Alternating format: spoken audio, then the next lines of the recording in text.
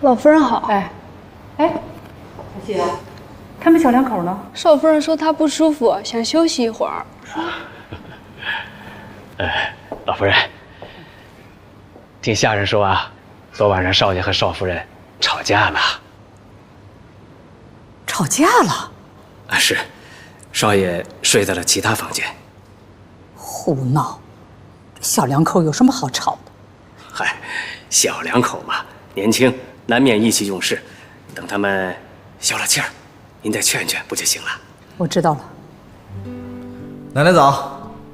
哎，少爷早。早。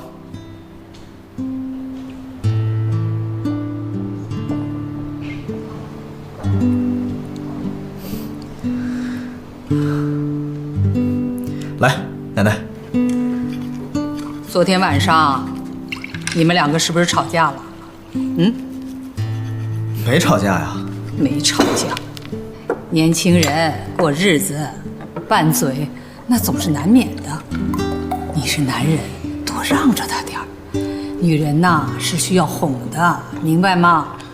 哎，奶奶，我们俩挺好的，没吵架，放心吧。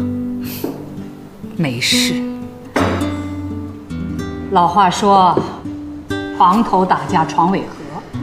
你不管怎么着，你也不应该昨天跑到别的房间去睡去。奶奶，我们俩之间的事你不知道。我怎么会不知道呢？听我的，景熙那儿啊，我去跟他说，你该回自己的房间睡觉，你还得回自己的房间睡觉，明白吗？哎呀，知道了。来，吃早饭。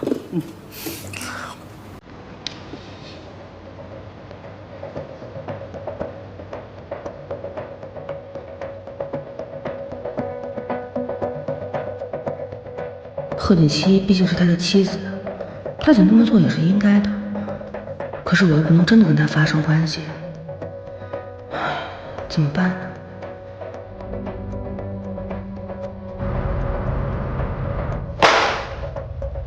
重做。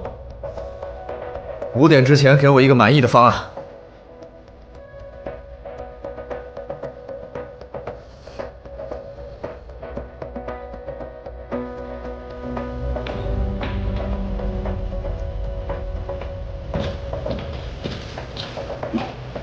常副总，他又生气了。没事儿，习惯了。你看你，眼睛都红了，是不是为了做报告，昨天晚上熬夜了呀？副总也是，怎么能这么轻易就否了呢？谁让他是总裁呢？我看呀，公司里谁当总裁都比他强。